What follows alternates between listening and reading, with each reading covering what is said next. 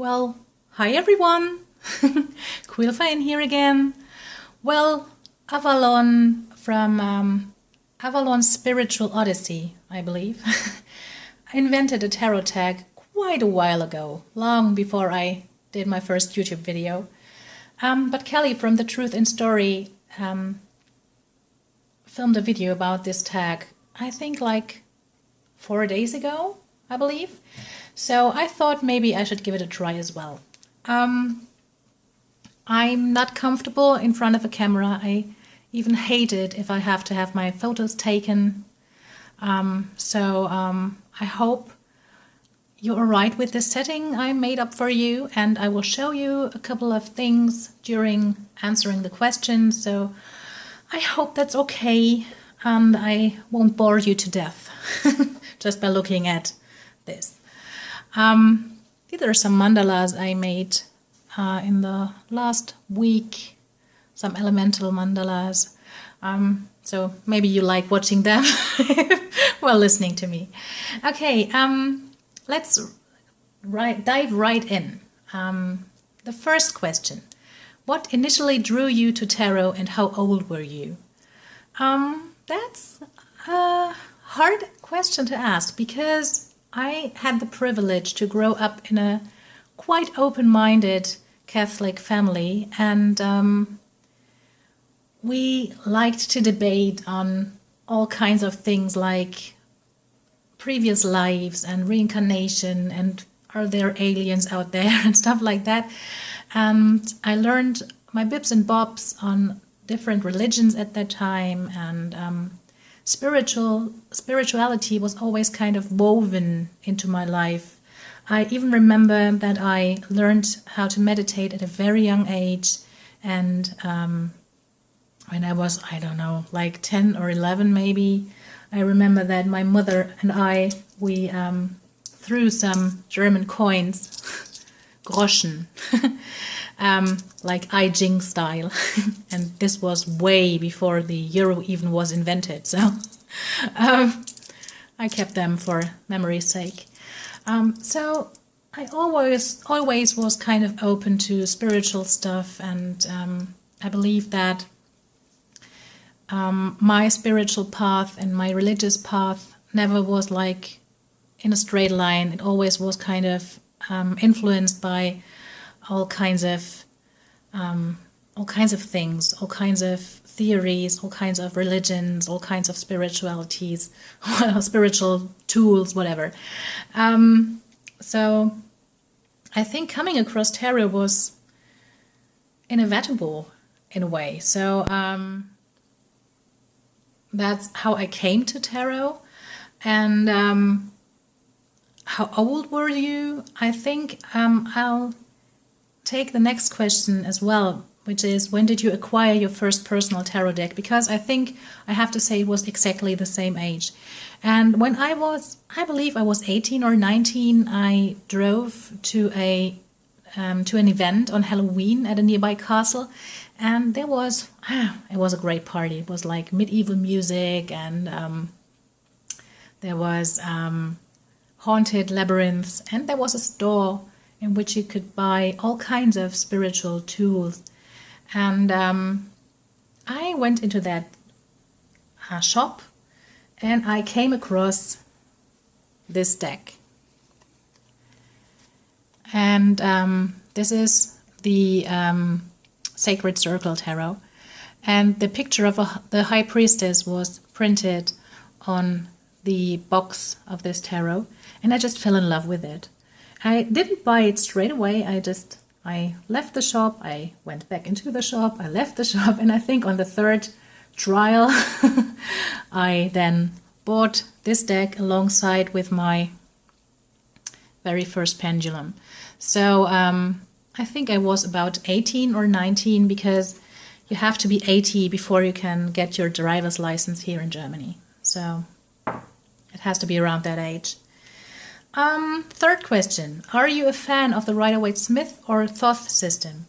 I have to say Rider-Waite-Smith, not because I don't like Thoth or because I'm not interested in Thoth, but just because the most of my decks are based on Rider-Waite-Smith, and that's what I feel quite comfortable in. So, for example, here we have the Llewellyn Tarot, which is, as you can see, with the minors especially, even though it's based on Welsh mythology, it's very much based on Rider-Waite-Smith.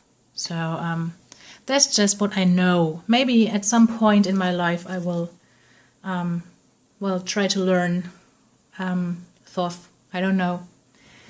What type of tarot reader are you? When I first started out, I was all about knowledge, I have to say, because with my with the tarot, Sacred Circle tarot, I couldn't connect to these cards intuitively, so I had to rely heavily on the book, and I did some research at that time online, and so it was all about learning the original meanings of cards in a way. And then when I bought the Tarot of Transformation, and especially when I bought the Shadowscape Tarot and the Druidcraft Tarot, that's when my intuition kind of kicked in, and I trusted my intuition from that point on. And so right now I think I'm pretty balanced between intuition and knowledge. So for example, here we have the Six of Wands of the Druidcraft Tarot, and I talked about this card in my deck collection video. So I know the meaning of this card. I know the upright meaning, I know the shadow side.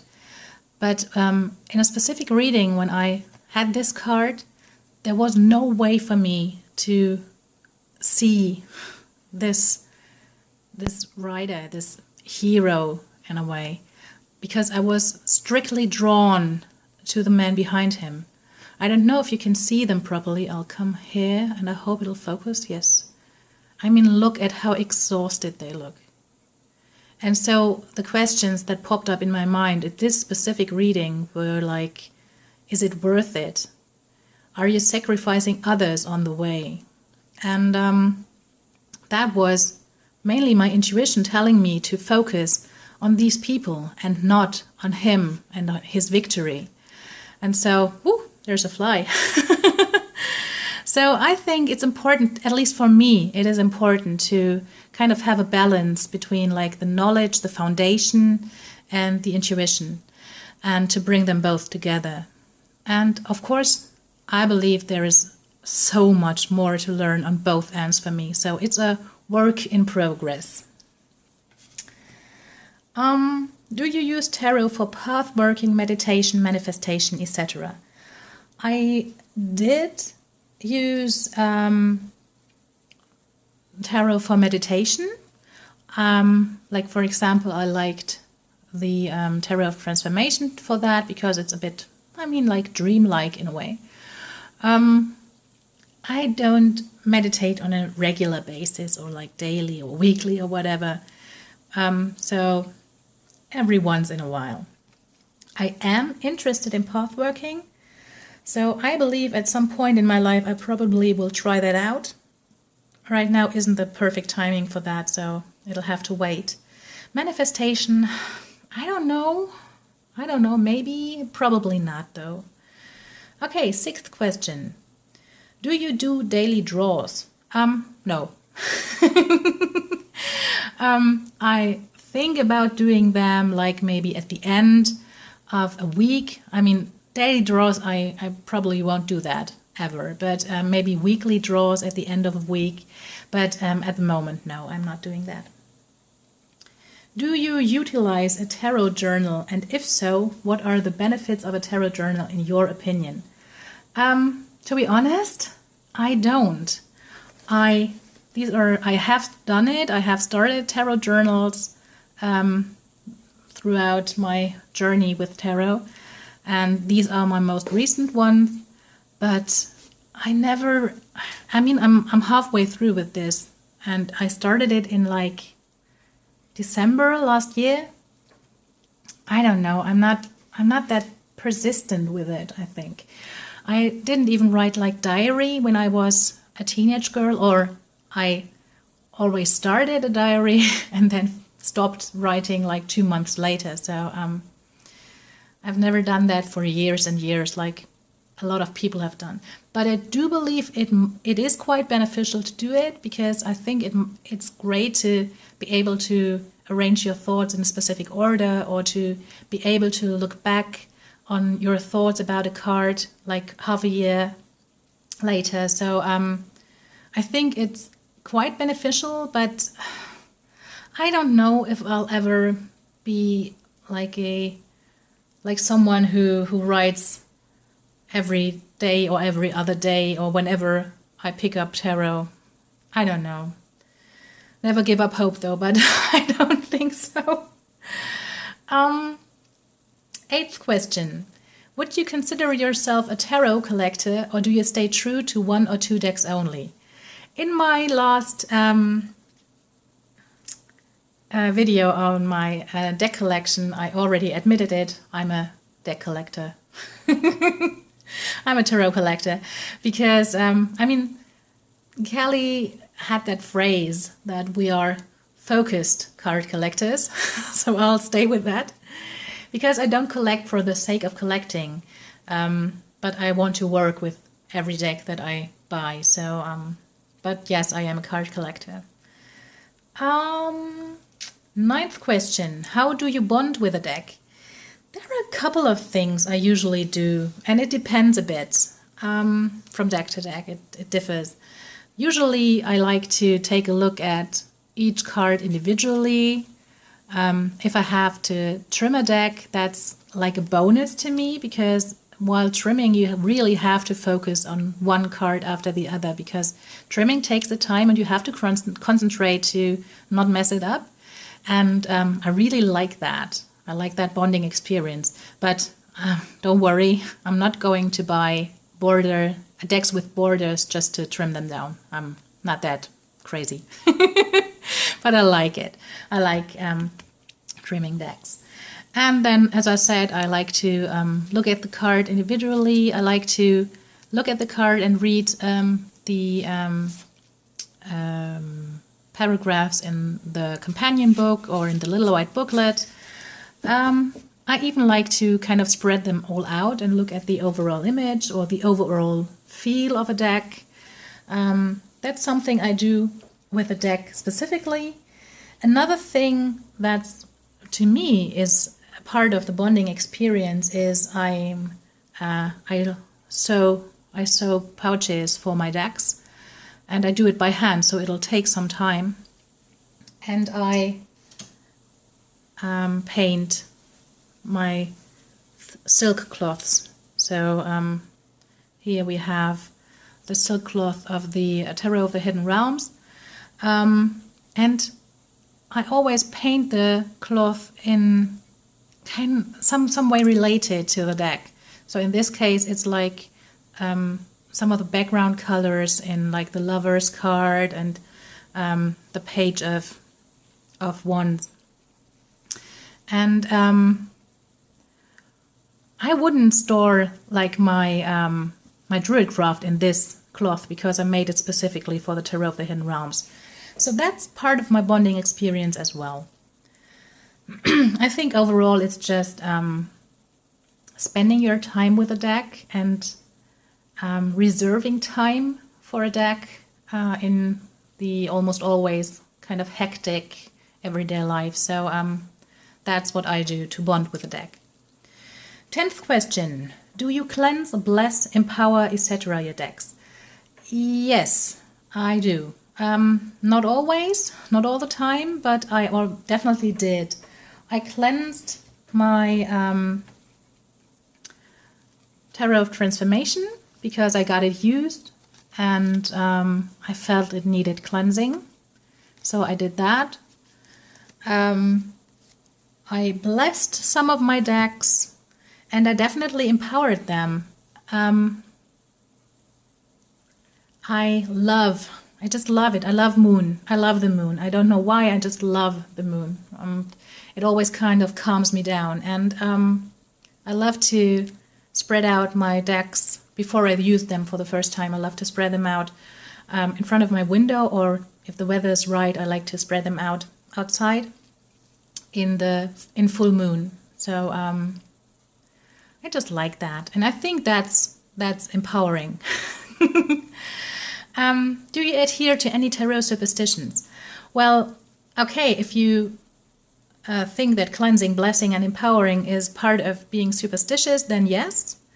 If you refer to things like you have to be gifted your first deck or nobody is allowed to touch your decks, then definitely no.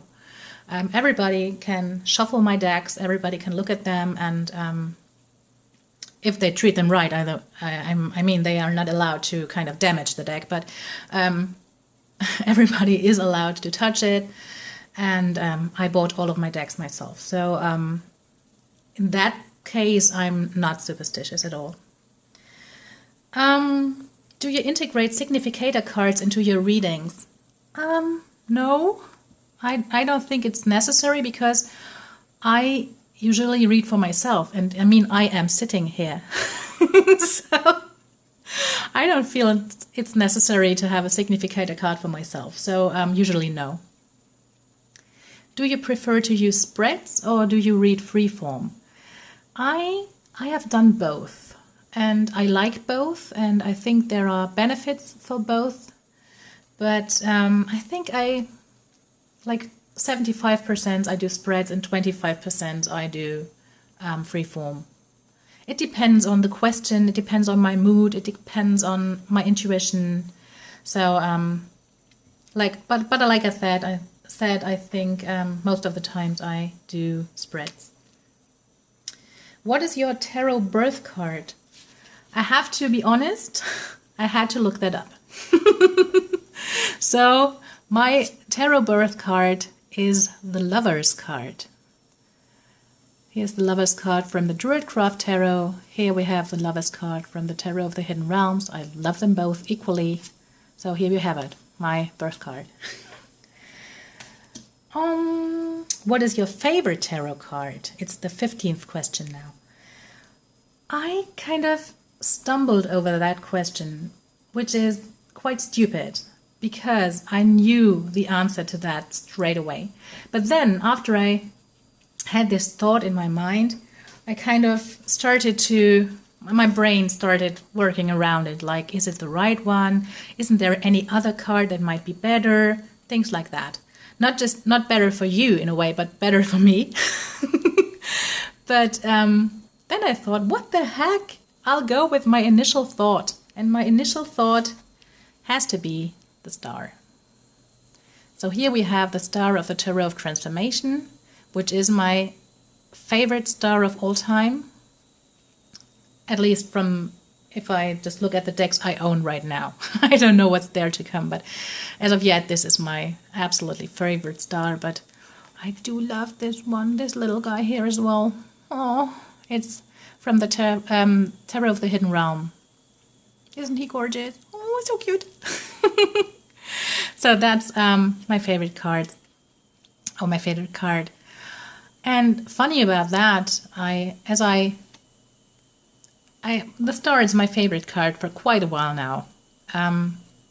Started being my favorite when I bought the Tarot of Transformation, which is my, I think it was my third deck. And at that point, I wasn't interested, or I hadn't done any research on tarot in combination with astrology, but I did now. And I found out that the Star is actually the card that is associated with my astrological sign. So I am Aquarius, and I didn't know that beforehand. So that's quite neat, I think. My favorite card is also my sun sign. So I really like that. Okay. Next question. What deck are you currently working with at present? I should be working with the Osho Zen Tarot. I should be working with the Ludi Lescott or with the Lion Strider Tarot. I am not. So at this very moment, I'm working with my go-to decks. So we have the Druidcraft Tarot, Here we have the Shadowscape Tarot. And of course, the, where am I going to put it? Like here. Tarot of the Hidden Realm. So these are my go-to decks, and these are the decks I'm working with the most.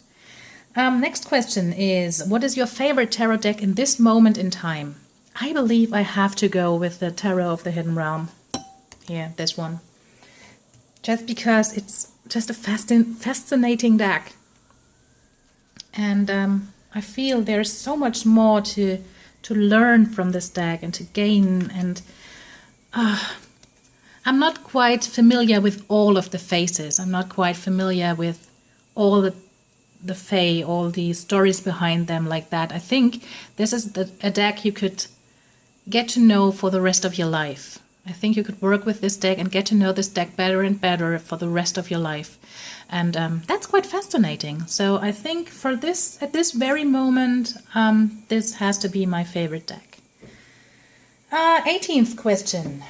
What is your least favorite deck? Okay, this is pretty easy to answer, but right now I can't find it. Oh, here it is.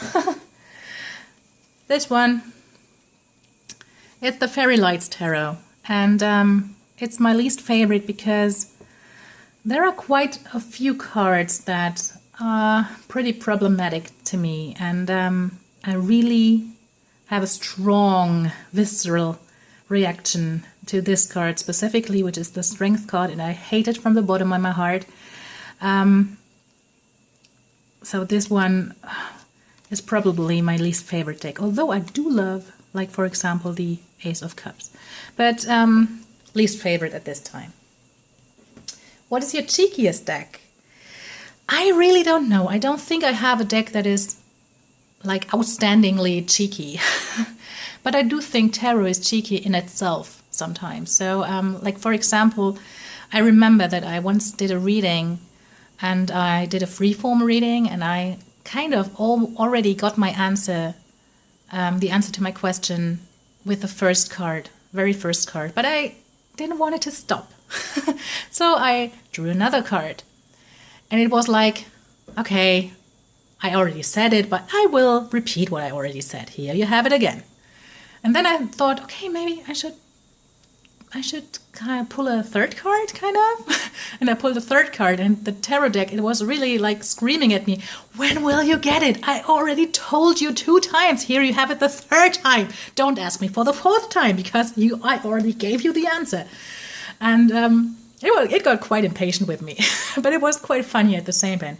And in this case, it was the tarot, the Druidcraft Tarot, but I think this could happen with every deck you own. So I don't think this is specifically for a specific trait of the Druidcraft Tarot. So I don't have a specific answer to that question.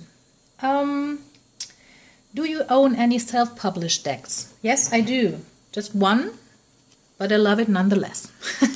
So here we have the Line Strider Tarot. And it's a self-published deck, and it's beautiful.